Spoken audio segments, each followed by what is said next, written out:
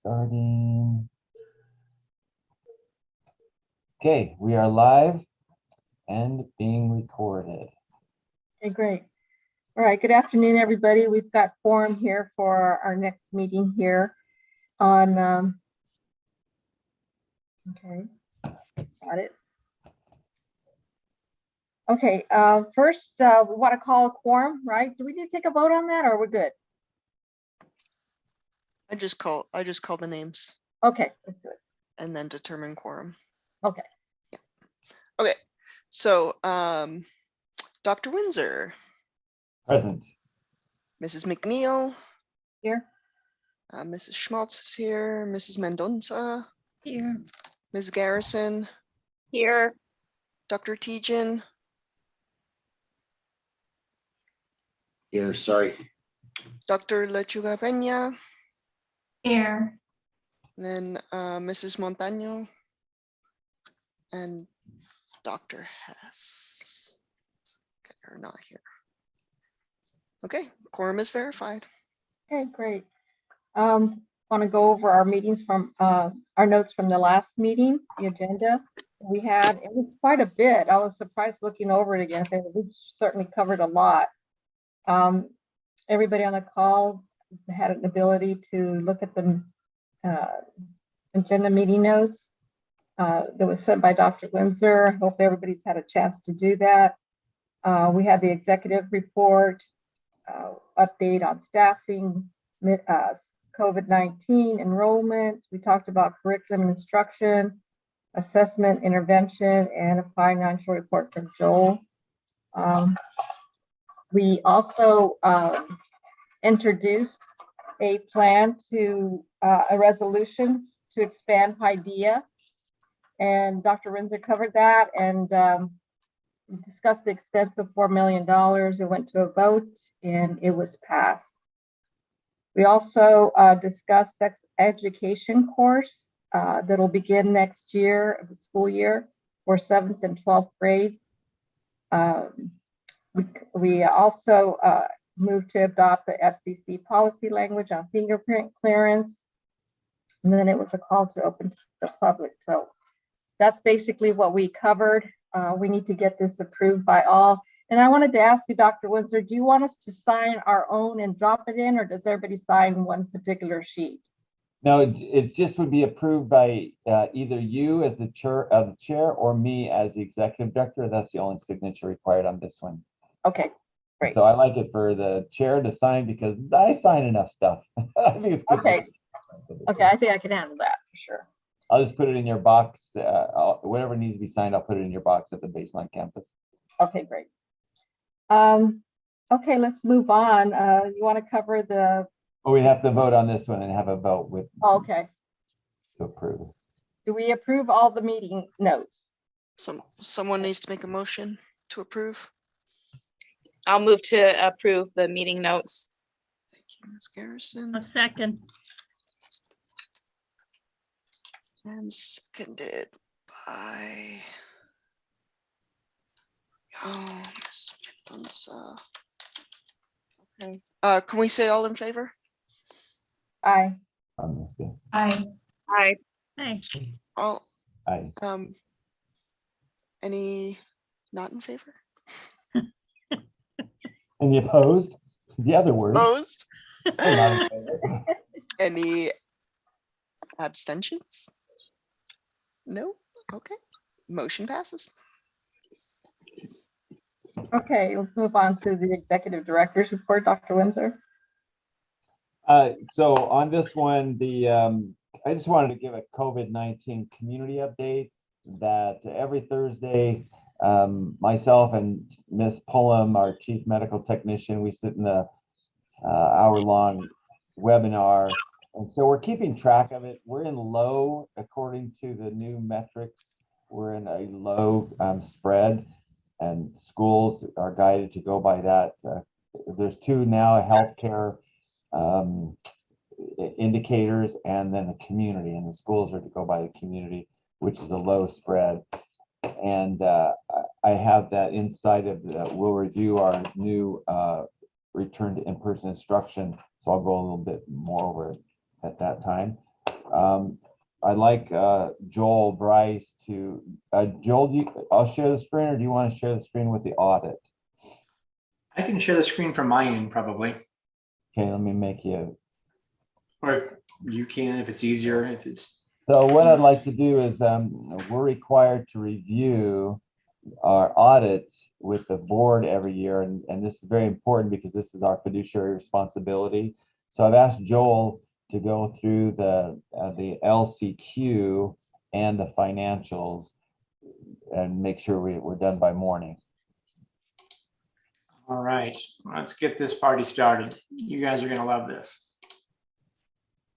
Can you all see the PDF I just shared? It Yes. is huge on my end. Good, thanks. Still see it okay? Yeah, I'd be a little bit bigger though for Beth. All right, let's do it. Love you, Beth. Maybe let's do it. There, is that okay, Beth? Yeah, I'm fine. I figured you were. Okay. So every year the school is required to complete an audit based on our agreement with our authorizer, the Arizona State Board for Charter Schools. Depending on the size of our federal receipts and expenditures, it determines the type of audit package that'll be completed.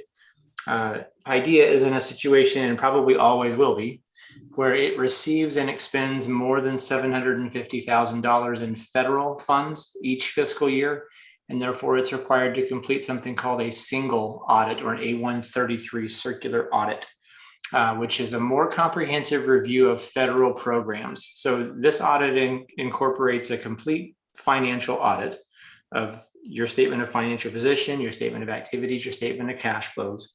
So to make sure that your financials are fairly presented in all material respects. It includes a fairly deep dive into all federal programs to make sure that the expenditures booked into each type of federal fund were allowable and used for that purpose and didn't have any other issues. And then there's a pretty deep dive into internal controls and processes related to not just the federal programs, but all programs, because we receive so much federal money, it's expansive. And then the next part is something called a legal compliance questionnaire. This is something that each school does, regardless of how much federal money they receive. And basically, it's the Arizona State Board for Charter Schools list of questions and things they want the auditors to verify independently if the schools are compliant with. And we're going to go through that last. It's super riveting. But new rules were passed within the last, I want to say, 3 or 4 months.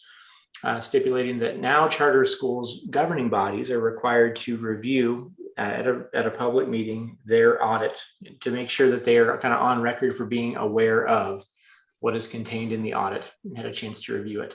So that's what we're going to do right now. And with that, we're going to jump in. First thing that each audit report will include is basically a statement or two related to the financials, management's responsibility in the audit, the auditor's responsibility, and then formation of an opinion. So this auditor's responsibility is to go through and make sure that they reviewed everything that they feel they need to review as far as sample sizes goes and testing samples go, to ensure that they can render an opinion on the reasonableness of everything we've included in our financials, to make sure that there are no material misstatements in our financials. So we received what is called an unqualified opinion, which is the best form of opinion. It means that there's nothing that they feel they couldn't review, and no reason that they have to hold back or basically downgrade their form of opinion to anything less than unqualified, which is the highest standard. Basically, they felt they reviewed everything and could render an opinion as to the statement of our financials. Moving on, then we'll just get into the financials themselves. First page of any statement of financials is the statement of financial position. This goes through your balance sheet, essentially, starting with assets at the top, liabilities at the bottom. Paideia finished with $3.3 million of cash in the bank.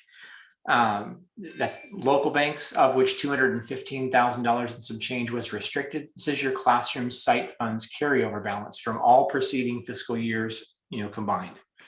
And we also had some cash held with our trustee and trust accounts that we direct, $483,000 and some change. This was the state equalization payment that's issued to us on the 30th of June, but hits the trust account first. Some money is then scooped out of that to make our debt service payments for our bonds. So this restricted cash here is a combination of those monies that are held for future debt service, on 7/1, the first day of the next fiscal year, and some repair and replacement monies that we have established for keeping up our facilities that are financed with bond funds. Total current assets of $4.3 million and some change.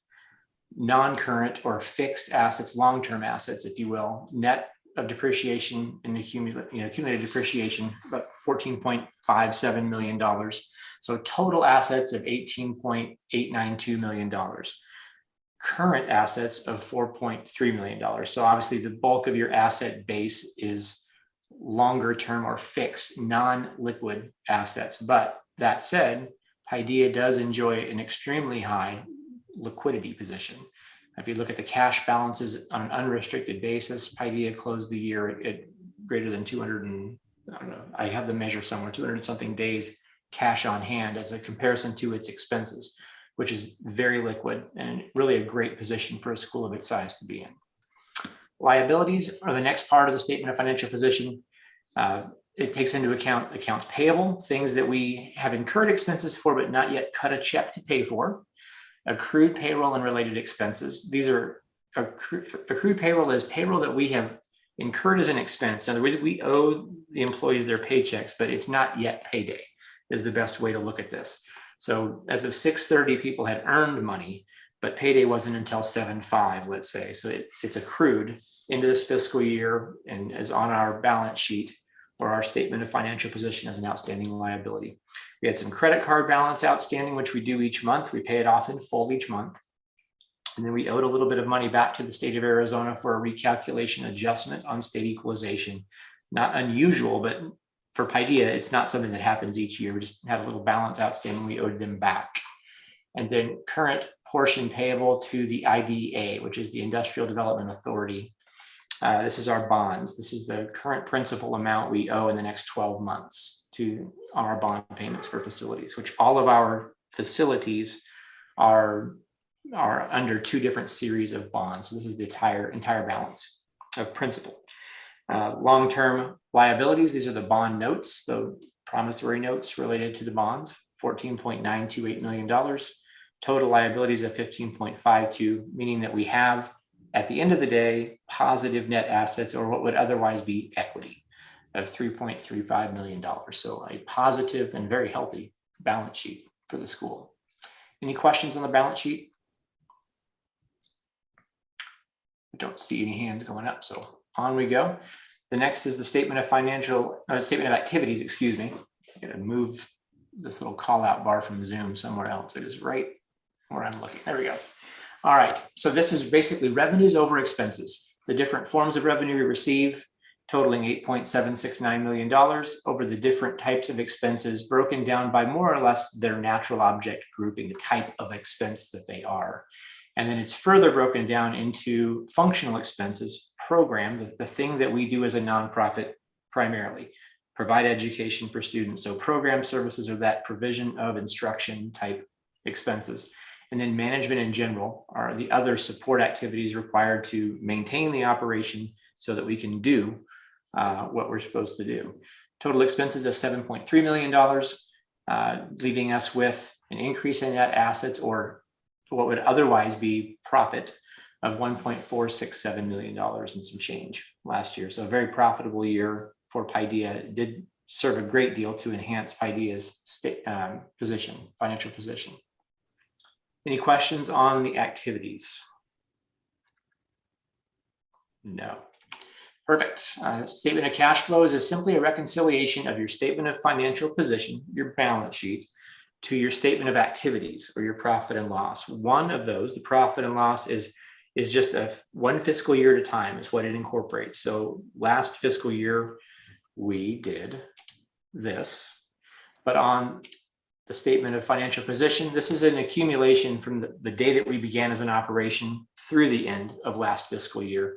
So the statement of cash flows reconciles your activity. It says you said you made money last year, $1.47 million roughly, and you had all this cash Did cash grow or decline? And what was the change on the balance sheet that reconciles your balance sheet to your statement of activities? So last year, Paideia's cash position increased by $752,000 because we made profit, and these things on our balance sheet changed by these values from over the course of that 1 year. So basically the takeaway on this one is the fourth or fifth line up from the bottom here, increase in cash for the fiscal year.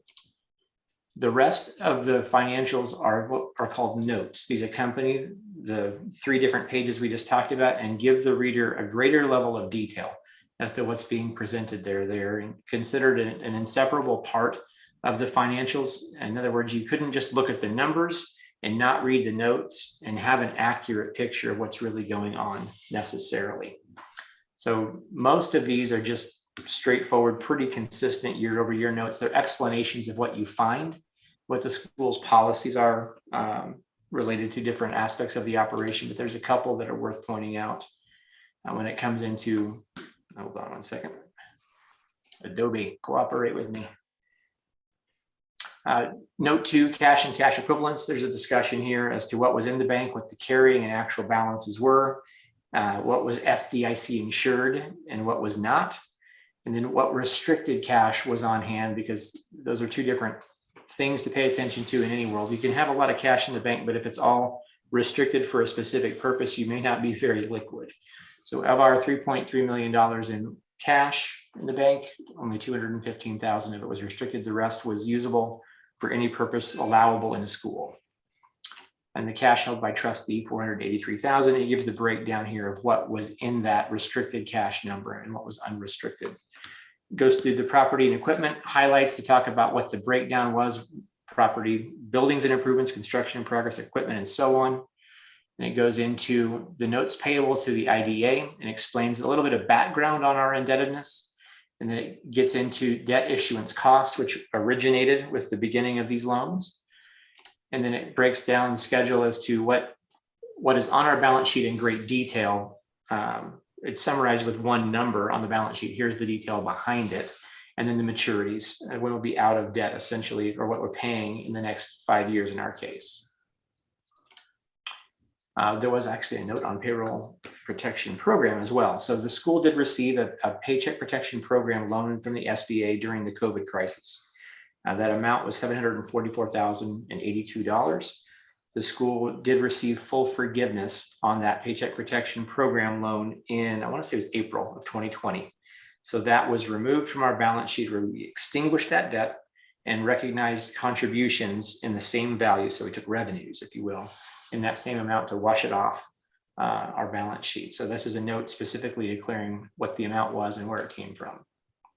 And the rest of these notes, if you had related party transactions, meaning some member of the governing body conducted business with the school, or a member of the governing body's family conducted business with the school, there would be a disclaimer, a very declarative note here stating specifically, what went on in great detail. We don't generally ever engage in that. There have been times we have related to the preschool in the past before we purchased it, but we've kind of closed that out now. So going forward, there won't probably be notes here of any kind, but that is it. The rest of these are very nuanced for the most part until we get to note 10. Liquidity and availability of financial assets is the auditor's calculation of our ability to pay expenses from our liquidity if no net new revenues came in. So it's just an assessment of how liquid we are, which is very good. And then subsequent events usually closes this section out, stating that as of the date they filed the audit, March 31st, nothing or something significant had occurred beyond the fiscal year they're auditing that has a material impact on our situation. In our case, there was nothing that was material to disclose there. So those are the statement, that's your financials, if you will, that were audited. I'll pause and see if there's any questions. The rest is going to go pretty quick. No questions. I love it. Either I've bored you to tears or I fully explained it. I'll never know. Internal control and compliance. The auditor goes through. Hold on. I'm having a weird, I don't know if you can see this or not, but I'm having a weird issue with Adobe on my end. It all looks right to us. Good, thank goodness. Okay. It just caught up. It was having a hard time like spooling up. So I was clicking apparently ahead of where it wanted me to be on my end. So this section of the report on internal controls and procedures is related to the federal expenditures and the programs that are federal in nature. So it provides first the description in detail of all of the different federal monies that we received last year and the expenditures in those categories, which for federal money, almost always, it's dollar for dollar. If I spent $1 in federal money, it's because I was reimbursed that dollar within that fiscal year. So it's, if I got 700,000 in, I spent 700,000 in federal money. There's almost never carryover of federal funds. So expenditures almost equates to revenues is what I'm saying here. So a description of the federal programs. And then the most important stuff is their findings, if there were any, on what we need to improve, essentially discrepancies, errors, deficiencies. So this is the beginning of their analysis summary, if you will, of the audit itself. The type of auditor report issued was an unmodified. That's the highest level. There was no qualification or modification to their opinion. Were there significant deficiencies disclosed by the audit of the financial statements? Yes, they're going to tell you what those are here in a second. That significant deficiencies part sounds very ominous. You'll see here in a moment. That's a term that's specific, but it does not always mean they are in fact significant. Is any significant deficiency in internal control a material weakness? That would be a big deal. A material weakness? No, we do not have any of those. No, any non-compliance, which is material to the financial statements? No. Were there significant deficiencies in internal controls over major programs? No. Any significant deficiencies reported for any major program or material weakness? No. Again, the type of report issued. Any audit findings disclosed which are required to be reported under the uniform guidance? No, nothing. It was a very clean audit with the exception of a couple little things that we can improve on. The major programs that they audited in significant detail were the ESSEA or ESSER, program, which is ESSER funding, ESSER 1, and the Coronavirus Relief Fund. These two funds, they chose to dive into the nitty gritty on and really audit every nut and bolt. And we were over that $750,000 threshold for all federal funds, which is why they did it. Were we determined to be a low risk auditee? Yes, that's also excellent news, meaning that we have run a pretty tight ship and there's no reason for the auditor to believe that we are a high risk audit candidate. So here is the report on findings. We had an issue with attendance. This is not related to the financials directly, though it is indirectly. If we in fact had an error in student data, it could result in us being overfunded or underfunded, which would have an impact on our financials. So the condition was the school did not maintain documentation to provide support, that they performed a comparison of membership days from the school's internal attendance system to the Arizona Department of Education. Those two systems, we have to reconcile them and then provide proof of the same to the auditor. Therefore, controls were not in place to monitor, identify, and correct potential variances in a timely manner that would allow the school to minimize any financial impact. Yeah, so that was mine, and in October, on the 40th day and the 100th day, I should have gathered all the data, compared. We did the comparison, but I just didn't gather the executive team together and say, hey, the documentation. Look Yep. at the comparison between our reconciliation. So I'll be more focused next year. Yeah, this is less that it wasn't done and more that we could not prove it was done, which is still an issue. We have to be able to prove it. So a process to verify the reconciliation of student data will be put in place and built into our SOP so that this does not reoccur in the future.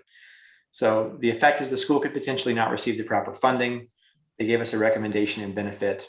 Probably, I would presume no further corrective action of any kind will be required on this, but it is in our audit package. This gets submitted to ADE through multiple different formats. It's publicly available on the Arizona State Board for Charter Schools website, and it also gets uploaded to something called the Fed Clearinghouse. So it's available there for any organization that receives and spends more than $750,000 a year in Fed money. It'll go through that Fed Clearinghouse as well. So it's available in many formats, same report, many different places, I should say, publicly. I have a question. Yes. In regards to the report on attendance that we needed to do better on, Dr. Winsor says, is that the responsibility of the executive director or the principal? I think ultimately everything's probably the responsibility of the executive director. It starts with the registrar. That's the key staff member who is really responsible for completing the reconciliation. And then whether it's at a site level or the global local education agency level, someone else would need to verify it was done. If that makes sense. Yeah. So it was me. I need, in fact, on the corrective action plan I wrote for the auditor, they said that's fine. Yeah. I do this. Typically, ultimately, it's always the top dog that's responsible to make sure it happens. They don't do it themselves, but they got to make sure it happens. Hey, top cat. I mean, there you go. So we anticipate this will be complete. This corrective action plan we put together is to establish a 40th and 100th day full report to executive leadership by the school registrar who can verify that all of this has in fact occurred. We'll have this completely implemented after our July 2022 staff training. So the first report to executive leadership would be on the FY 2023 40th day reconciliation. And then on the first Monday of November, and FY 2023 for the 100th day reconciliation, the first Monday of February. If that makes sense to you all. So we've got two different check-in points. Then honestly, the third one is the most important. It's the end of the year. And that has to happen as well. We need to probably put that into our SOP as well. So that concludes the federal portion of the single audit. And we move from there into supplemental schedules. Real quick, they took our financials and based on how we are required to report to our bondholders, they calculated our debt service coverage ratio to be 2.3 times our annual debt service, which is outstanding. We had a banner year. Obviously, there were some significant one-time events that happened last year that won't repeat, but that's very good coverage, even for Paideia. That's good coverage. And then days cash on hand, we closed the year at 226 days cash on hand for last fiscal year. And that's a measure of how much cash we had in liquid form, non-restricted against our expenses. So great financial performance and position for the school. This is the agreed upon procedures section. This is the legal compliance questionnaire. This is the part they fill out while working through the audit with the school, and this goes back to the ASBCS and they determine if they want to talk to us any further about any issues of non-compliance. So a yes answer indicates compliance, and NA or not applicable indicates that either we did not need to be tested in that area or the sample size was too small to determine. Typically in our case, it's that it doesn't apply to us. And then a no answer is an area of non-compliance with the statement that is being made, not necessarily the law, but the statement that's being made here. So we'll go through this. Brian, do you want to cover each one of these individually or just go through the no's? What's your preference? Because there's three areas of fiduciary responsibility the corporate board has, academics, operations, and this is operations and finance. It's good not to go too fast, but we do want to get through it. Yeah, well, let's talk through. Here's the stuff that they look at every time they come out to verify, and their sample sizes, if you will vary from item to item based on how many occurrences or possible times this type of thing would have happened. So it might be in the case of student data, they might sample 35 different instances of early release or late check-in because of the times that it could happen in the year. But for other things, they might only sample 5. So it'll vary. Sometimes they tell you in the notes what happened, other times they don't. So starting at the top, personnel. The most important thing, and probably the first thing on the list for a reason, did the school have valid fingerprint clearance cards for 100% of the required personnel as of the testing date? Yes, we did. That is a requirement. Not only are they to be fingerprint clearance cards, but they're supposed to be IVP fingerprint clearance cards. The rest of these related to fingerprint clearance cards did not apply to us. Number 3, did the charter school maintain up-to-date fingerprints for all governing body members as of the date of testing? Yes, also a requirement, and we did it perfectly. 4, were all other personnel fingerprint checked as of the testing date? Yes. Did the charter school inform parents and guardians of pupils enrolled in the school of the availability of information about the education and teaching background and experience in a particular academic content subject area for all current employees who provide instruction to pupils, otherwise known as the teacher resume binder, I think is what we commonly call that.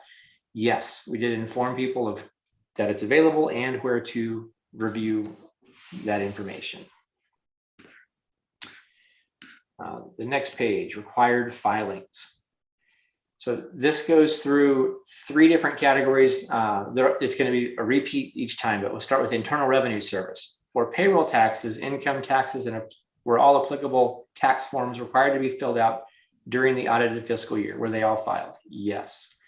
Did the school did not have any payroll or income taxes payable from a prior year as of the audited fiscal year end? That is, yes, that is true. In other words, we had paid everything that we owed. The next 2 did not apply.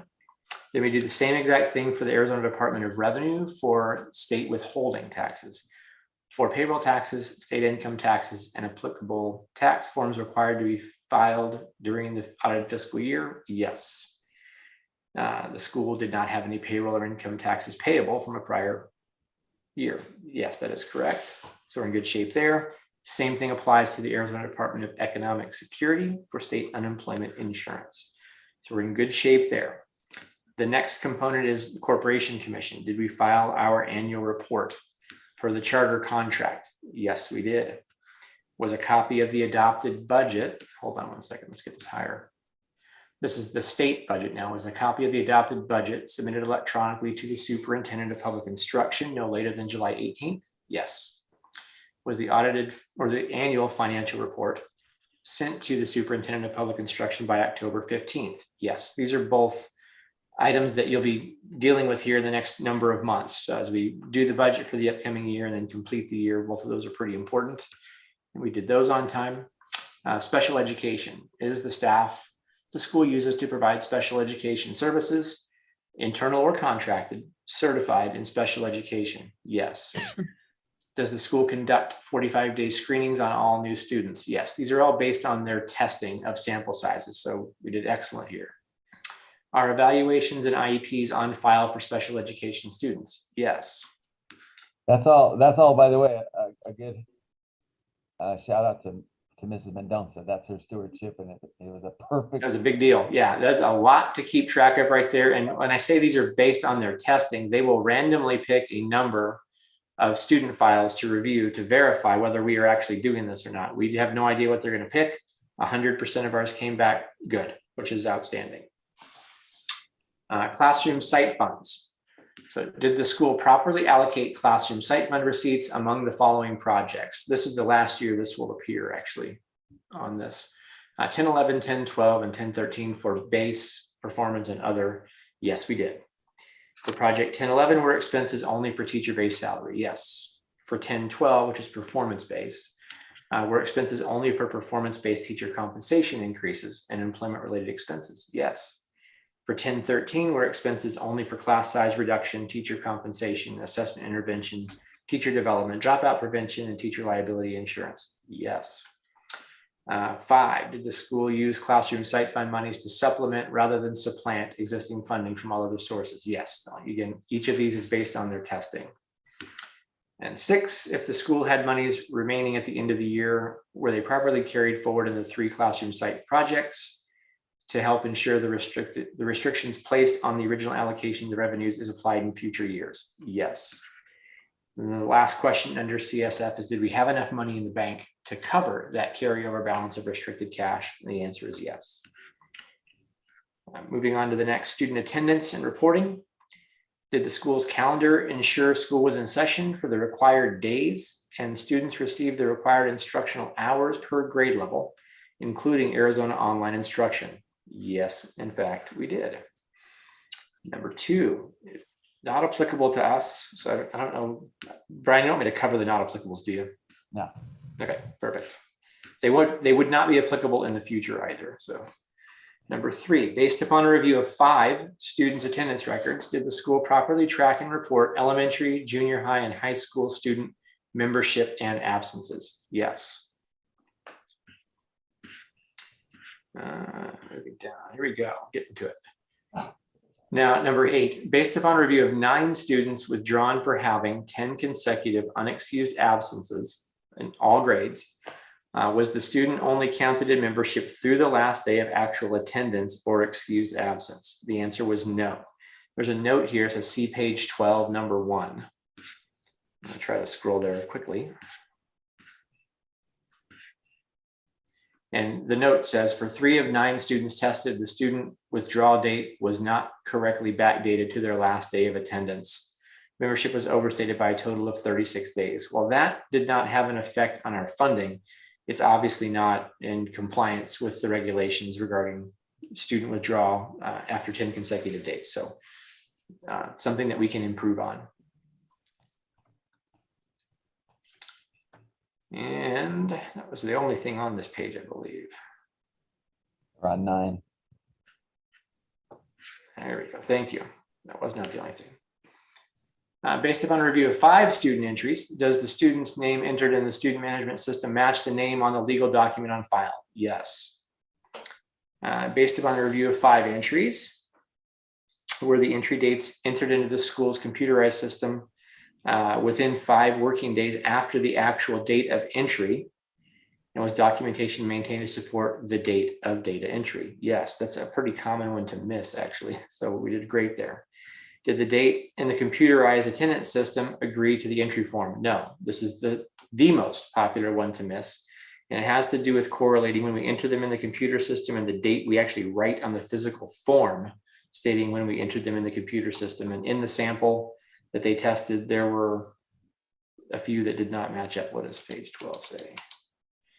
For 1 of 5 students tested, the entry date in the computerized system did not agree to the entry form. However, the date in the system was correct. So an error on the process itself. I did it again. All right. Did membership begin on the first day of actual attendance, or for continuing pre-enrolled students, the first day that classroom instruction was offered, provided that the students actually attended within the first 10 days of school? Yes. Did the school obtain and maintain verifiable documentation of Arizona residency upon enrollment? Yes. This is now, were the withdrawal dates entered into the school's computerized attendance system within 5 working days after the actual date of withdrawal, and was documentation maintained to support the date of data entry? No. Back to the notes. For 1 of 5 students tested, the withdrawal date was not entered into the computerized system within 5 days. So another area of opportunity to improve our process and get a little more efficient there. Did the withdrawal date in the computerized attendance system agree with the withdrawal form? Yes. Did the school prepare and retain an official notice of pupil withdrawal form that a school administrator signed for each withdrawal? Yes.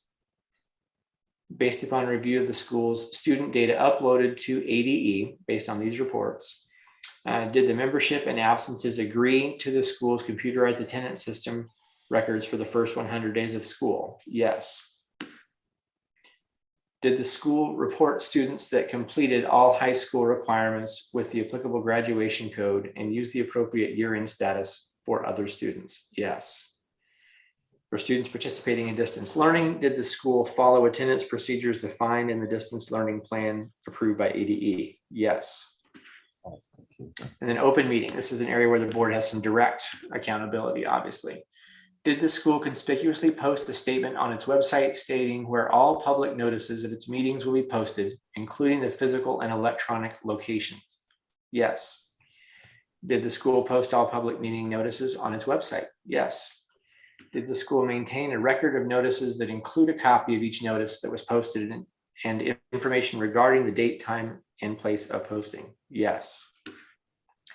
Were notices and agenda of public meetings posted at least 24 hours before the meeting? Yes. Were written minutes prepared or a recording made of governing body meetings? Yes. Probably both in our case. Insurance requirements. Does the school have the required insurance for liability and property loss? Yes. And then tuition. Did the school refrain from charging fees that may be considered tuition other than as provided for in ARS 15-185. So fees for a class that you're taking that is an option, a fee that it basically is completely optional. We can't charge fees for core things that students have to do to attend. So we did not, we refrained. Records management. Did the school retain records in accordance with the general retention schedules for education in K-12? Yes. Was adequate documentation retained to support amounts in the financial statements? So financial documents, yes. And that is it. And I'm sure we are all about equally glad. Any questions regarding the legal compliance questionnaire or any other part of the audit for that matter?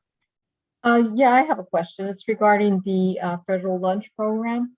Yes. And is it my understanding correct that last year or this school year that all lunches were paid by the federal government? Yeah, each year a good portion, the majority for sure, of our students receive a free or reduced meal through the National School Lunch Program. So it's a federal program.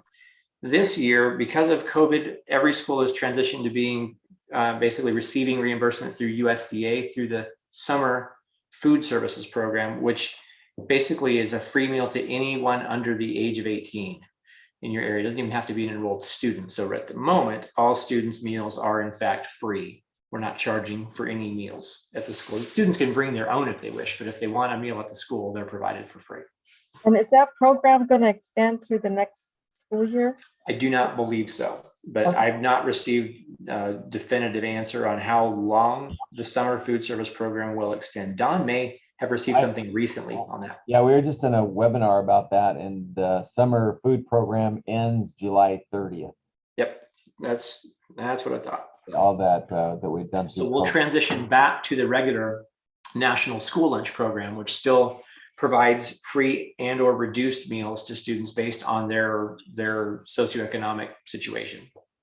Okay, and so is that factored into our I next? found this on the web. Hold on, Apple Watch, be quiet. What's that? So I'm assuming that we factor in whatever expense that's going to be for next fiscal school year. Yes, and so we have expenses every year related to lunch program and then revenues that offset certain of those expenses. Our goal is to work toward breaking even, and we've done so this year. And next year, we won't receive quite the same level of revenue per pupil, and not all meals will be directly reimbursed. So we may charge, but I believe Dawn's actually able to get us covered under NSLP for all free for everyone as well. I just saw an email from her today on that. So going forward, is that before we fed the community, you didn't even have to go here. We just fed anybody who showed up. yep, And if you were that under ends- 18, you got a meal. Yeah, that ends in June. But now next year we'll have free. It'll be a full coverage of free lunch for everybody. Yep, every student that wishes to will receive a free meal going forward at a slightly different reimbursement rate. The expenses and the revenues are built into the budget for next year, yes. Okay, thank you, Joe. Any other questions on the audit? Glad this is once a year, Brian. Totally. This makes for entertaining board meetings. Okay, all right, are ready to move on? Yeah, make me the captain again, Joel. What's that? You can stop sharing your screen. Yes, I can. There you go. Yeah. Okay, we're going to move on. Dr. Winsor would like to nominate someone to be a new member of the corporate board. You want to proceed? Yes, I would like to nominate Miss Zuri Baker to be on our corporate board. She has been a mom with Paideia for 10 years, maybe for 9, bunch of years anyway. And just has always been there, you know, and her husband and Xavier, just great family. I didn't know you well enough, Zuri, and I read your resume and I was like, wow, there's some extreme talent and skill that we could really use that on our corporate board. So now you have to introduce yourself. And because everybody had to. Yes, well, hi everyone, and just thanks for the consideration of opportunity to join the board. Didn't really know much about the board and what you all do, but got a chance to kind of sit in last month, and you know, I think I have a variety of skills that might be useful. But HR background, very much process and systems kind of background, and kind of a general public servant, so very involved in just the community in general. So, you know, would love the opportunity to work with you all much closer and to really represent and help to represent parents and students' interests at Paideia.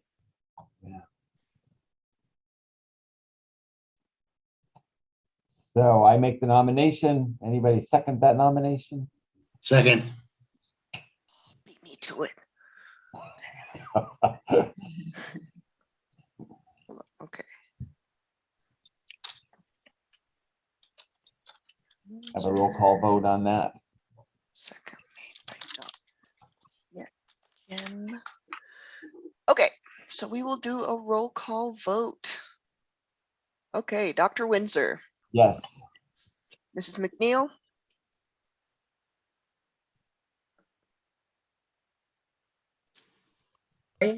Okay, yes. Mrs. Schmaltz is a yes, Mrs. Mendonca, Yes. Ms. Garrison, Yes. Dr. Tietgen, Yes. Dr. Lechuga-Pena, Yes. and welcome. Welcome to the board. Yay! Hey. Passes unanimously. Great. Most meetings are way more fun than this one. Are they? Joel. All right. That's awesome. The board seems to keep growing with some great talent, so that's awesome. Yeah. It's Okay, fantastic. let's move on. Let's go to safe return to school plan update. Okay, is my screen showing the Yes. everything? All right. Just one second for me. Uh-oh. I just went somewhere weird. Wait.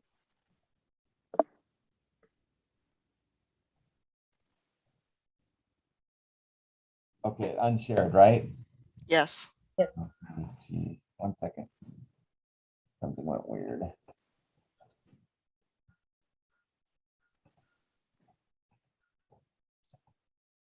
Okay, now we got it again. Yes. Okay, so according to the early pandemic education rules, we're supposed to update this every 6 months, and we've been pretty good about it. So now I hope this is our last time we have to update this. It's the same one basically that we approved 6 months ago. I think it was December, except that I modified it in as much as I put in the new Maricopa County public health recommendations for their low spread, medium spread, and high spread. So there was So- only one typo that I saw. Only one? I know. That's pretty good. Where is it? Under high spread. Required consistent and correct us of cloth face covering. Oh, yeah, okay, that'll make a difference. All right, I'll fix that. So low spread, medium and high spread. So I suggest that we just go with what the Department of Health tells us to do. And when they move to medium spread, they tell Chelsea and I that it's high spread. We'll just go to these different levels. As far as physical distancing in low and medium spread, there was really no physical distancing requirement. In high spread, then that's when the protocols come back into place of what we've done before. So these are all, you basically copied and pasted the requirements. I just exactly I just guidelines. in December, and I just redid it. I just saved as, and then put the county department, county health guidelines Okay. in there. Yeah. Perfect. But I mean, some of this I thought, well, right here, continued as standard health practices. We all should be out washing our hands and sanitizing in these protocols. I think that's a good thing we learned, and we should just keep going with that. And continued as standard health practices, following best practices for cleaning and sanitizing the school building. We have the chemicals, we have the machines. We'll just keep on using them because there's other diseases out there like strep and flu and that other stuff. And continued like our HVAC systems. We still fine tune them. We're still changing the filters out. We still have the ionizers in there, so we'll just continue on. Contact tracing, it keeps changing. So I just follow the updated Maricopa County Public Health Guidelines, and this is the last one that I saw. So that was just the easiest way for me to do this. During high spread is when we will go back to screening adults and students before entering the campus.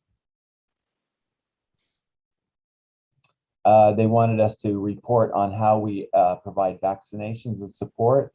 So we'll just continue to support the vaccination events at Paideia. We've had 2, and there's no more on the horizon, but if it becomes such, we will. Oh, actually, we do have a vaccination event as part of being planned as part of our back to school night for all the regular vaccinations, not just COVID, but the regular normal vaccinations we have to do.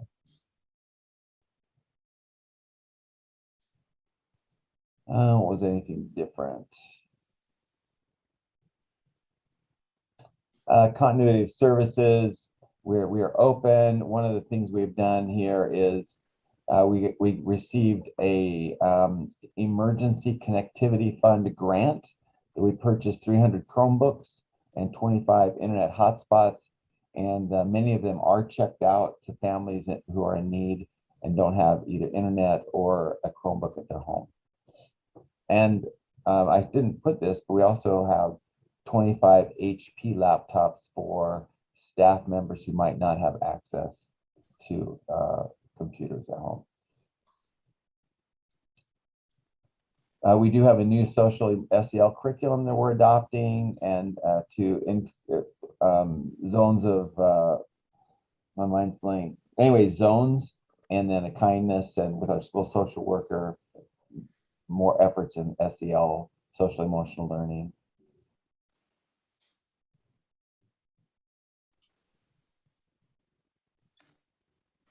One thing we've done this year is every morning our school social worker leads the whole school in a moment of meditation and mindfulness based upon proactive language and kindness, because I think that's the biggest thing we're struggling with right now, and most schools is the aftermath of less empathy, and it's just the emotions of our staff and kids are raw. So we're struggling with that.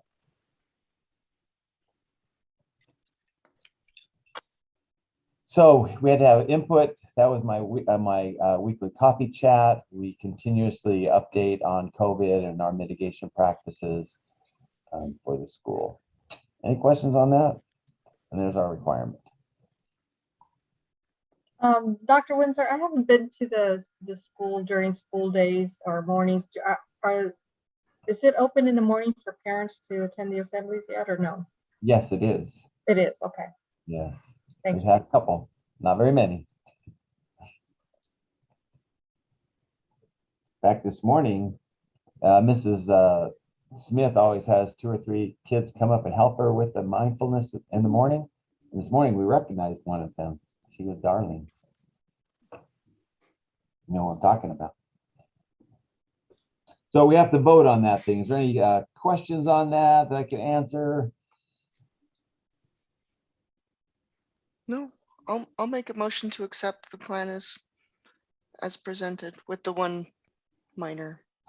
I will definitely correct that thing. I'll second it. Who's seconding? Me. Ophelia? Okay.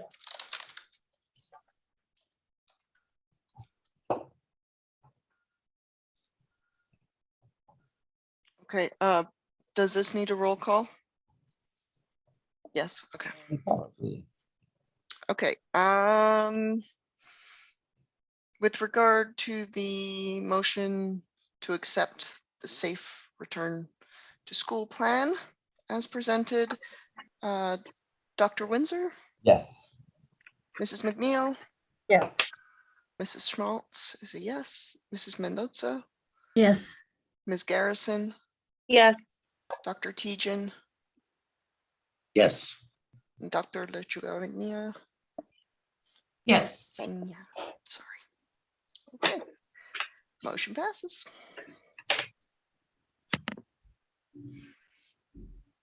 Thank you. All right, let's review the calendar. All right, the calendar's up on your screen, I hope. Yes. Okay, the fiduciary requirement that we have as a group is to make sure that there's 180 days and then the right number of instructional hours. We do have 180 days, so we have fulfilled that. Beth recounted for me several times, to make sure that we got this thing right. Then the other part of it is just to take a look and see, does this culturally match what we want to do? Do you have any concerns about the alignment of our breaks, when we start, when we end? So would you like me to review any of the changes from last year to this year? I did have a question on September. September 6th, it has an X on it, but there's an explanation. Victoria, you want to address that one? Ms. Garrison? Yes. Oh, I didn't put it in here though. Yeah, there's I'm no sorry. explanation. Oh, thank you. I'm sorry, I couldn't see it at that time. Miss McNeill, can you repeat your question? Yes, on September 6th, there's an X through the date, but there's not an explanation. Ah, on it.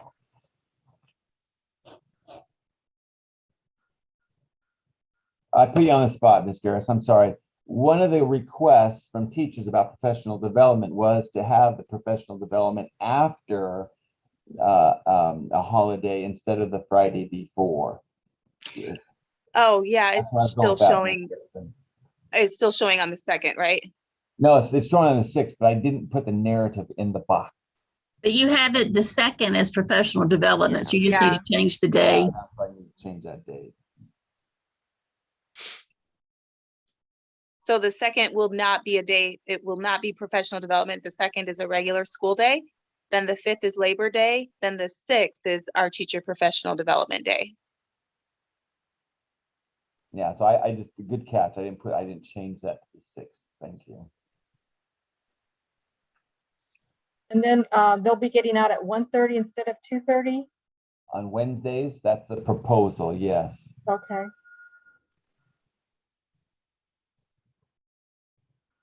Has there been any pulse of parents on that? There has not. That's a good question. One of the, in a survey of the teachers and staff, one of the hot buttons on the survey was to give them more time to, uninterrupted time to be able to do their planning and be together to do their data search and all that kind of thing. Right now, we go from 3:30 to 4:30 on Wednesdays, and it does make it for a late day. So we propose to go from have a dismissal at 1:30 on those Wednesdays, and they go until 4 o'clock instead of that 4:30. And so there's still enough hours, Yes. instructional hours. Yes.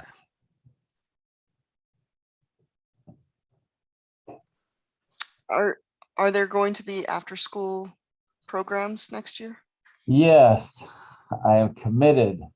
So we found, yeah, in fact, I'd like to put that on the board agenda for May, so I could present that a little bit better, but the answer is yes.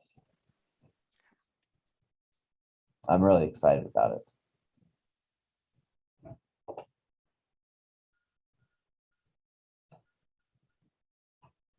I don't know, I think we should accommodate the teachers on this, and I don't think it'd be a problem for me anyway, but I'm just one person, so. I think if there's an after-school program, I think that the parents it'll be easier for the working parents. Yeah, I don't know what the data is, the percentage of parents who are really picking up on Wednesdays at that time versus after school programs. But if you have a traditional job, it's not over at 1:30, that's for sure. So Might be your lunch break. It's a balance. And obviously you all know best what the demographics of our students are, their scholars are, and their parents. So I know you're trying to balance the teachers' needs as well, but.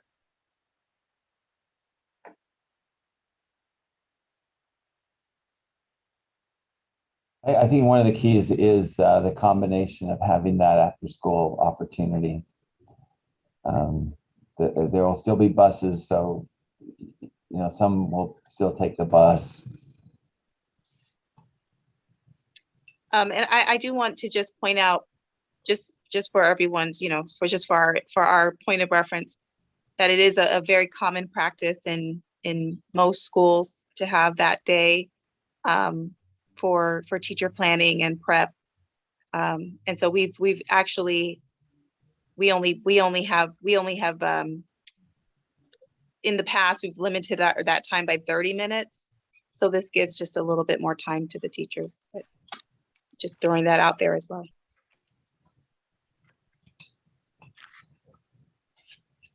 I know that some public schools and another charter school that does it at 1:30 as well. So I don't think it's not all that uncommon on Wednesdays.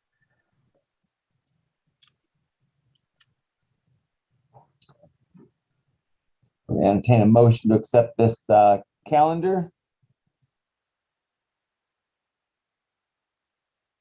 I'll make the motion to adopt the calendar as written. With one change, if that's second to the 6th. Yeah. Right, with the one change. I'll second it.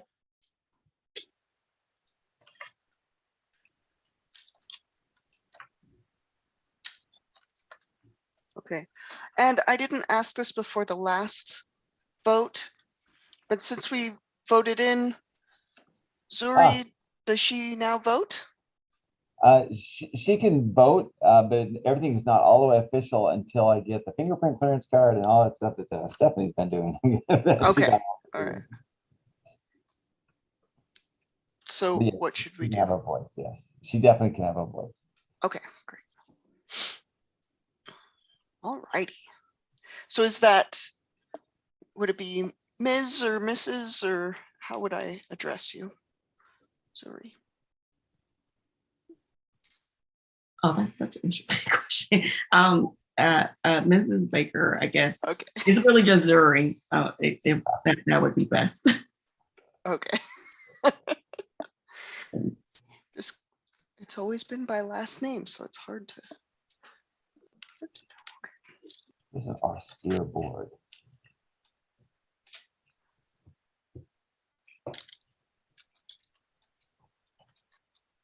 Okay. So vote for the corporate calendar with the one change that was made on September 6th. Dr. Winsor? Yes. Mrs. McNeill? Yes. Mrs. Schmaltz is a yes. Mrs. Mendonca? Yes. Ms. Garrison? Yes. Dr. Tietgen? Yes. Dr. Lechuga-Pena? Yes. And Zuri Baker? My first vote is an abstention. Okay. I like it.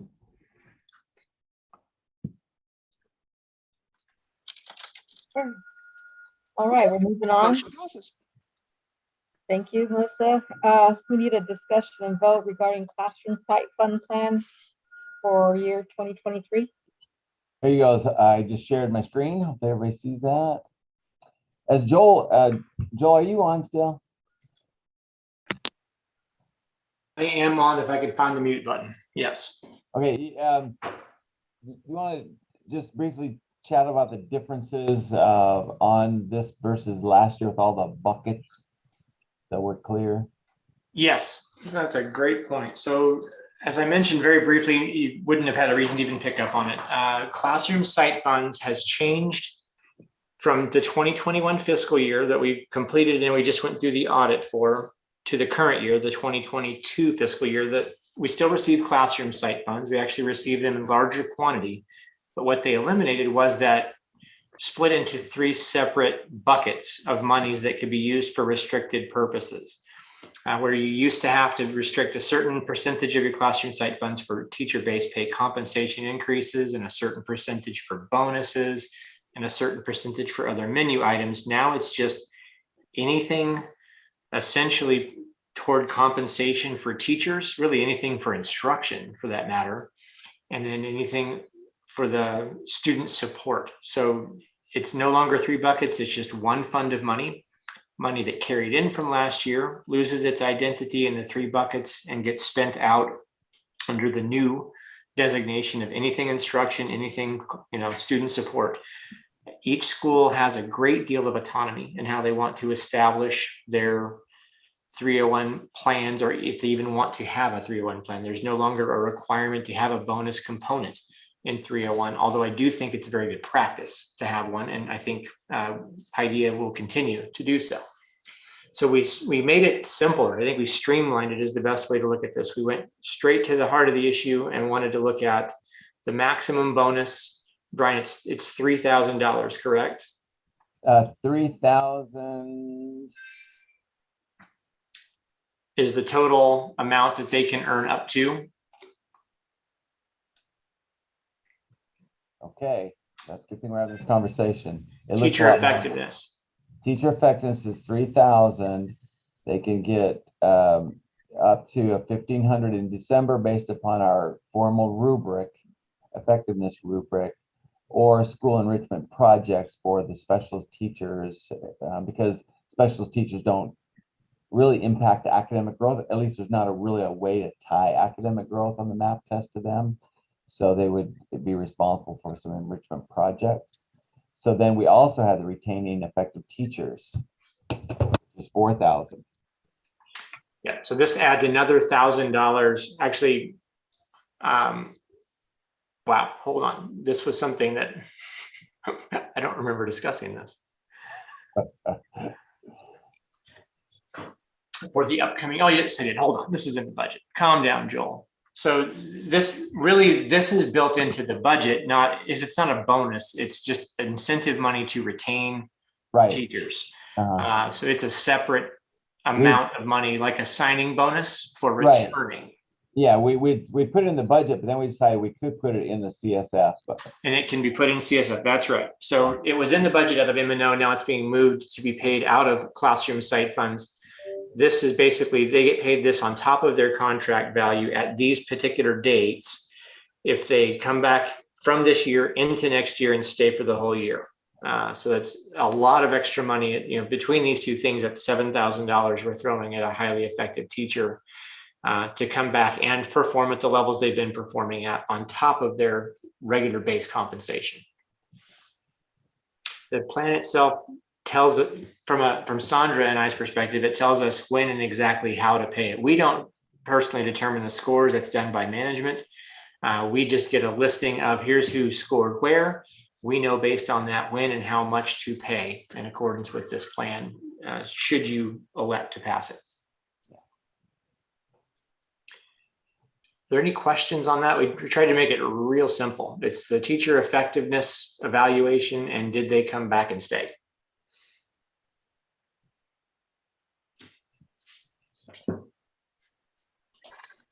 Is this pretty comparable to what other schools do?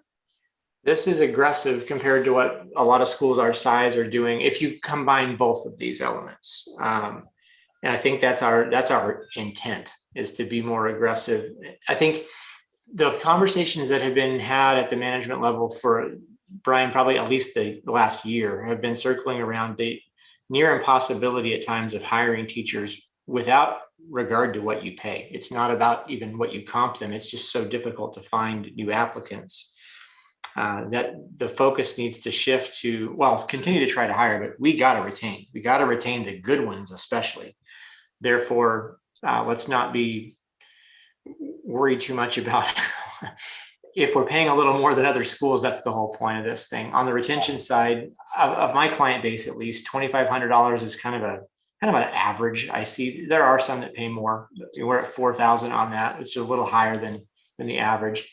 And on the effectiveness on classroom site funds, that's slightly higher than what I would see for normal bonuses, but usually they're multifaceted. There's 3 or 4 components they've got to hit. This, we made it very simple. Were you effective at a 90 to 100% rate based on your review? And if so, we're going to pay you. Yeah, and that was the whole deal. We do sign-on bonuses for new teachers, and we don't know exactly Absolutely. what we're getting. Yeah. So it occurred to me, hey, what about Let's do something to retain the ones we know are good. Absolutely. So one just quick question for the June payout. So it's a look back on performance, right? So even if they don't sign up to be a teacher going forward, they are still the June payment, or how does that work? Not here.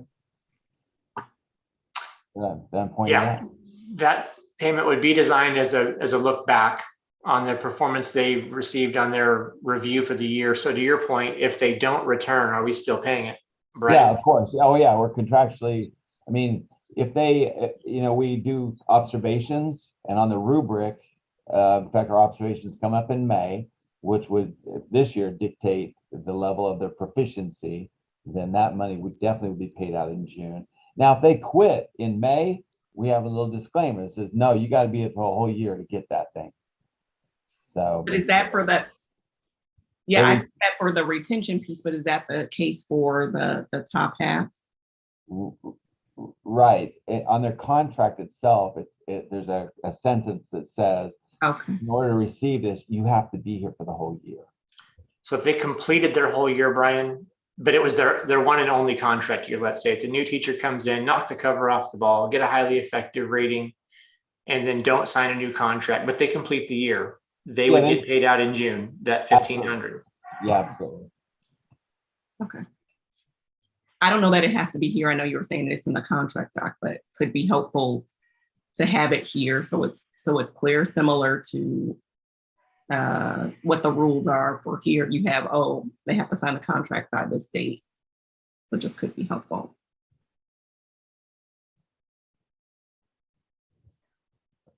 How many are so they have to decide by the 29th if they're coming back, and what has been our retention rate over the past couple of years? It's been in the 40%. It's not been good. People move away, get out of the business. Is there an exit interview that they do so we can get some more data anecdotally about why they choose to leave? Yeah, Mrs. Loring does those exit interviews. It's a survey and an interview if they wish to do the interview. Because that would be helpful, perhaps not at this meeting, for us to kind of understand why they seem to be leaving us and some of the ways that we can help them stay if appropriate. We do track that quite a bit, and the reasons vary a lot. I agree 100%. That's very good data to have. Brian, I've got that info from that last investor call where Sandra went into the detail on that. Yeah, I don't know if we could do it on this one because it's not on the agenda, but we certainly could put it on an agenda. I'd like to review that. Let's see. Oh, this is not a Word doc. Okay, so let's see. suggestion on this is to put in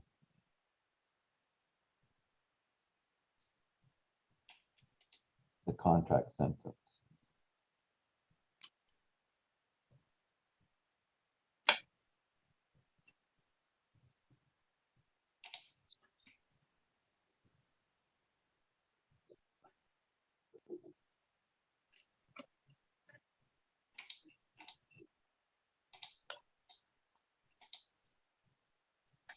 Okay.